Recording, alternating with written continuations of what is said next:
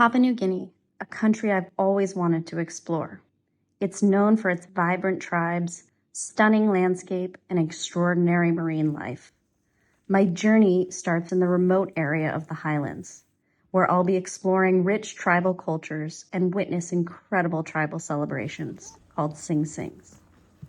Traditions in this area have been passed down from generations to generations, and I can't wait to explore the tribal area of Papua New Guinea.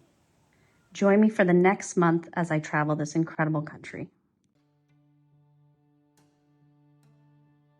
So this is the Mudmen, and we came up here this morning on this lovely mountain, which is about a half an hour walk from our lodge. So we could do, I guess, a cultural performance.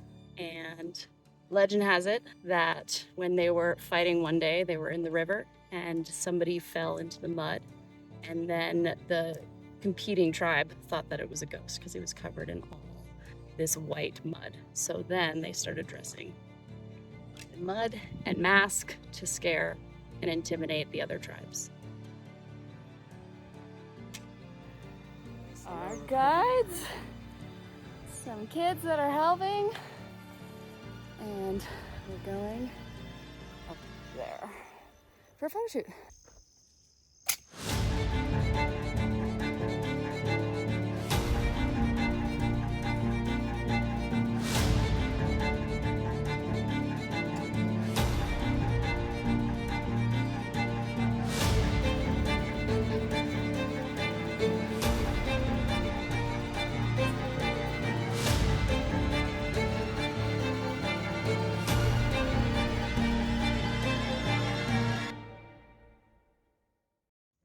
The Assaro Mudmen have become quite famous in recent years, known for their striking masks and traditional dress.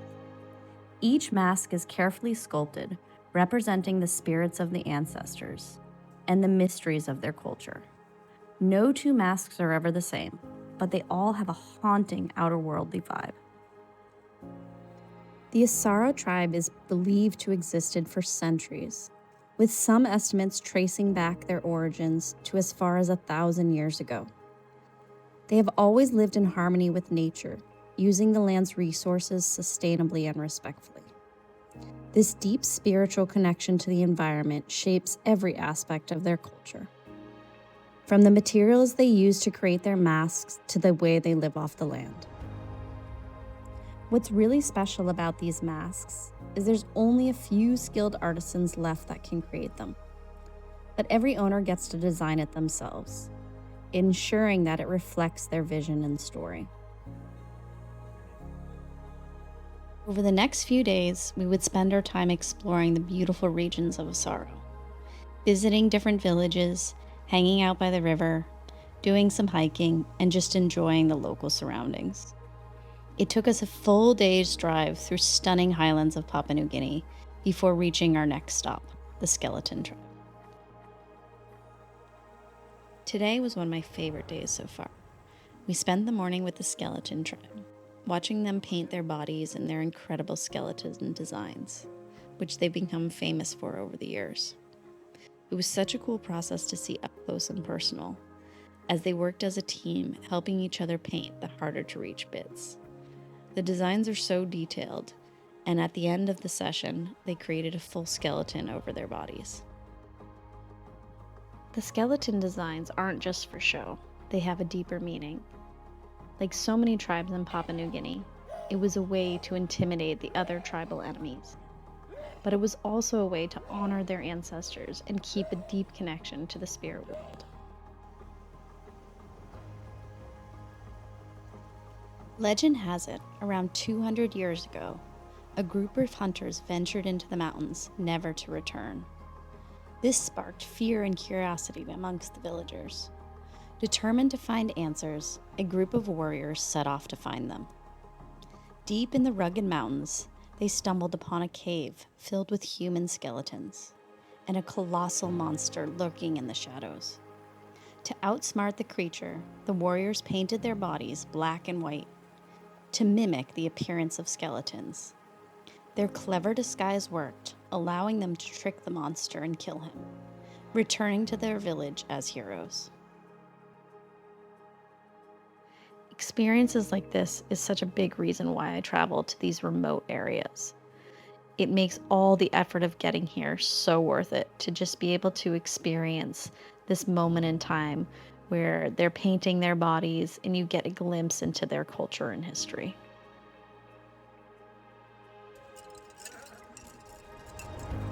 Over the next 10 days, we would visit 3 different Sing Sings.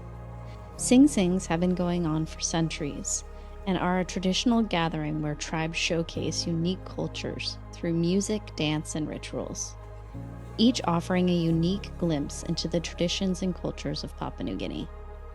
These vibrant events bring tribes together, creating an unforgettable celebration of diversity. As we traveled to these extraordinary events, we would witness stunning traditional clothing made from feathers, shells, grass skirts, and different types of body paint. Each tribe looked completely different, and their performances told a story of ancestry, legend, and history, passed down from generations.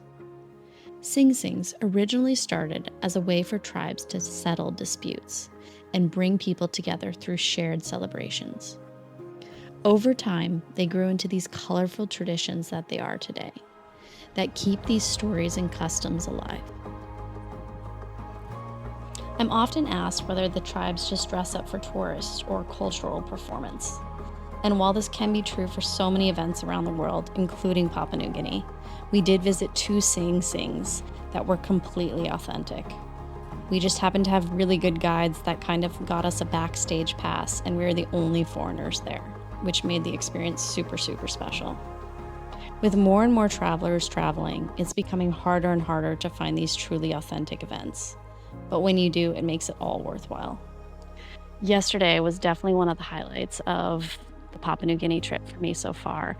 We went to a festival about 2 hours north of Mount Hagen, and this tribe is not known to perform too often because their makeup and their outfits are so ornate that they are very hard and it takes hours and hours for them to get ready.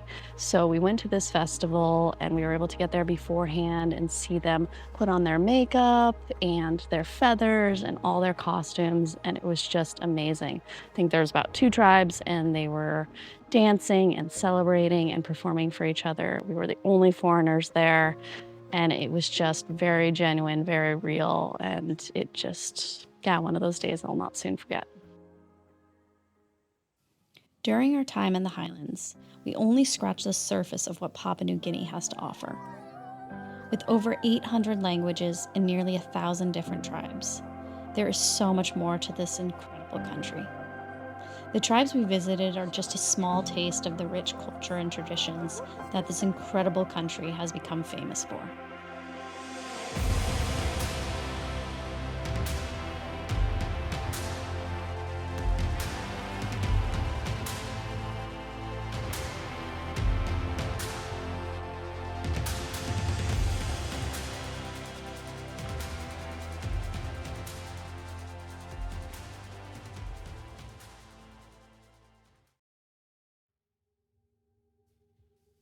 Because Papua New Guinea is such a remote location and so many places aren't connected by roads, Getting to the diving locations is quite an experience. Usually it takes planes, some cars, some boats, and then you're there. Tufi was no exception. But what makes Tufi so special, besides the amazing diving, is also that often you're diving alone.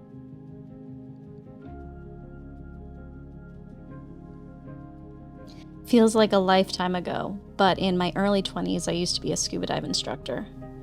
It was my first way of traveling around the world and going to all these amazing places and actually having it be a paid position. So anytime I get to go back to my diving roots and see the underwater world of these countries, it's just an incredible experience.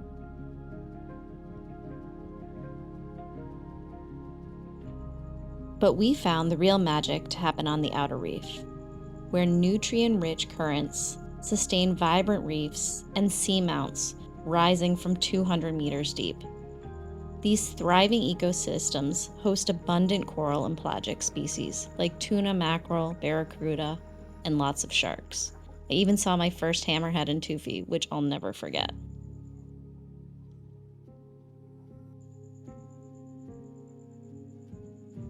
Tufi is famous for its fjords, which were created by an ancient volcano.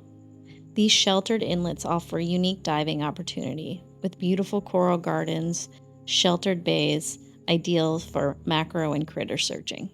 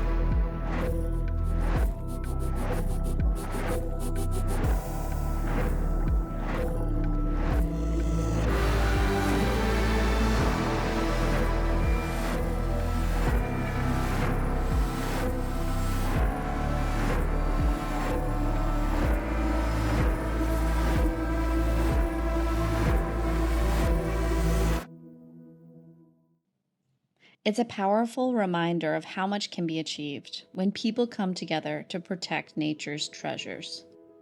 Papua New Guinea is one of the most biodiverse places on Earth, and it's truly inspiring to see its people working together to safeguard their unique environment. From environmental programs in schools, to women-led reef conservation efforts, to the creation of marine protected areas like Kimball Bay Marine Park, where over 9,000 community members actively work together to safeguard these ecosystems. The efforts include sustainable fishing, coral restoration, habitat preservation, and creating no-take zones. This marine park is one of the biggest marine parks in the region.